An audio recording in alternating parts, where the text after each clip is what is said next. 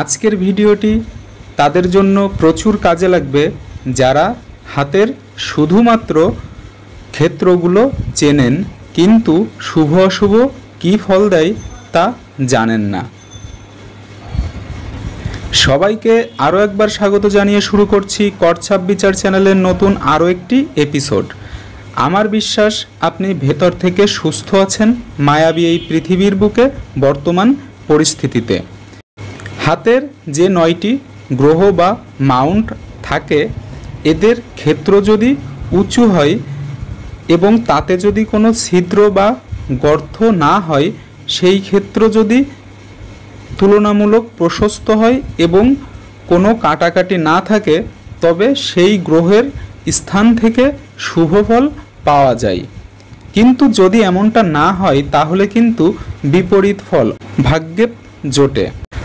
যদিও রাহু, কেতু এবং শনির স্থান একটু নিচু থাকাই ভালো, তবে রাহু এবং কেতুর ক্ষেত্র যদি পরিচ্ছন্ন থাকে, একটু বেশি জায়গা নিয়ে থাকে এবং কাটাকাটি না থাকে তাহলে তা থেকে শুভ ফল পাওয়া যায়। তাই প্রতিটি গ্রহের ক্ষেত্রে শুভ হলে কী ফল দেয় এবং অশুভ হলে কী ধরনের ফল পাওয়া যায় তা আমি আজকের ভিডিওতে জানাবো।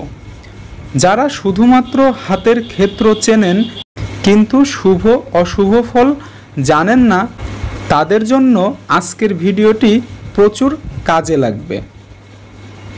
একটা ভিডিওর মাধ্যমে 9টি গ্রহ সম্পর্কে আলোচনা করলে ভিডিওটি অনেক বড় হয়ে যাবে। তাই 9টি গ্রহের জন্য আমি 9টি ভিডিও করব। আজকে তার প্রথম ভিডিও।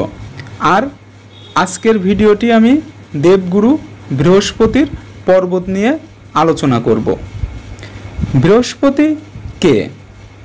বৃহস্পতি হলো দেবগুরু। বৃহস্পতির ক্ষেত্র যদি ভালো হয় সেই ক্ষেত্রে বিদ্যা, জ্ঞান, উচ্চ আকাঙ্ক্ষা, জনসাধারণের সঙ্গে মেলামেশার কাজ, জনগণ নিয়ে প্রতিষ্ঠিত কোনো সংগঠনের কাজ, জনহিতকর কার্যাবলী, ধর্ম এবং ভিতরে সদ্ভাব থাকে। তারা সব বিপদের থেকেই উদ্ধার হয়ে যায়। তাছাড়াও যাদের শরীর বেশি লোমযুক্ত এবং দীর্ঘ হয় তারা বৃহস্পতির প্রভাবে থাকে। এদের অনেকেরই বাতের ব্যথার সমস্যা থাকে। এই হলো বৃহস্পতির ক্ষেত্র। বৃহস্পতির ক্ষেত্র যদি উঁচু হয় তাহলে তা শুভ। বৃহস্পতির ক্রস চিহ্ন থাকলে তা শুভ ফল দিয়ে থাকে এবং উঁচু ঘরে বিয়ে হওয়ার সম্ভাবনা থাকে, বিয়েতে অর্থপ্রাপ্তিরও যোগ থাকে। বৃহস্পতির ক্ষেত্র শুভ হলে সে অন্যের কাজে প্রভাব বিস্তার করতে সক্ষম হয়। তার কর্তৃত্ব করার ক্ষমতা থাকে জন্মগতভাবে।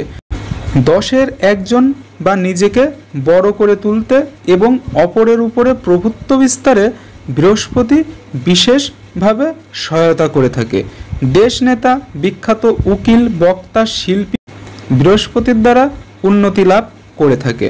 তবে একটি কথা মনে রাখতে হবে, শিরোরেখা স্পষ্ট এবং দীর্ঘ হলেই তবেই কিন্তু বৃহস্পতির পূর্ণ শক্তি প্রকাশ পায়। তাদের মধ্যে ব্যক্তিত্ববোধ বেশি থাকায় তারা কারোর বশ্যতা স্বীকার করে না। অন্যের চাপিয়ে দেওয়া কোনো কাজ তারা করতে পারে না। তারা আদর্শের জন্য ত্যাগ করতে রাজি হয়। এদের স্বতন্ত্রবোধটা বেশি থাকে। এই ধরনের ব্যক্তিদের ধর্মভাবও কিন্তু বেশি থাকে। দেবগুরু বৃহস্পতির প্রভাবে থাকা ছেলেরা শান্তিপ্রিয় ও উদার হয়।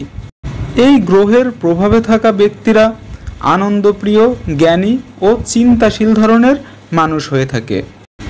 জীবনে প্রচুর অর্থ উপার্জন করতে পারে সৎভাবে। মেয়েদের হাতে যদি এটি প্রশস্ত অর্থাৎ বেশি জায়গা জুড়ে নিয়ে থাকা এবং উঁচু ভাব থাকলে নম্র ও ধার্মিক হয়, তবে তাদের মধ্যে অহংকার বোধটা একটু বেশি থাকে। বৃহস্পতির ক্ষেত্র যদি নিচু হয়, অল্প জায়গা নিয়ে থাকে, তাহলে কিন্তু তার ফল বিপরীত হয়ে থাকে। অর্থাৎ নিচু বৃহস্পতির অবস্থান এবং অপ্রশস্ত অল্প জায়গা নিয়ে থাকলে তারা সংকীর্ণচেতা এবং সন্দেহপ্রবণ মন হয়ে থাকে। মন সর্বদা অন্যের উপার্জনের দিকে আকৃষ্ট হয়। জাতকের জীবনে অনেক অসৎ বন্ধু জুটে যায়। এর ফলে নানান ধরনের বিড়ম্বনা ও দুর্ভোগ হয়ে থাকে জীবনে। তাই বলাই যেতে পারে নিচু দাবা বৃহস্পতি মারাত্মক ফল দিতে পারে।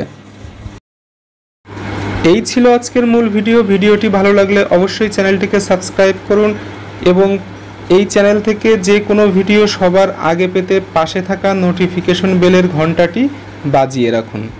ধন্যবাদ।